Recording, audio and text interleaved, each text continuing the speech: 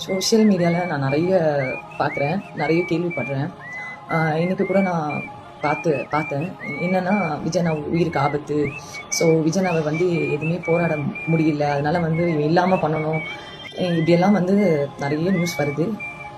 நான் ஒன்று கேட்டுக்கிறேன். விஜயண்ணாவுக்கு வந்து உயிரை கொடுக்க நிறைய பேர் இருக்காங்க. அதுக்கு சப்போஸ் ஏதாவது ஒன்று ஆச்சுன்னா கன்ஃபார்மாக சொல்கிறேன், தமிழ்நாடு சுருக்காடாக மாறும். ஓகேங்களா?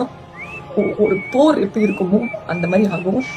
தயவு செஞ்சு உங்கள் சுயநலத்துக்காகவும் நீங்கள் பணம் சம்பாதிக்கணுன்றதுக்காகவும் மக்களுக்கு நல்லது பண்ண வர ஒருத்தரை எதுவும் பண்ணிட சாப்பிடாதீங்க.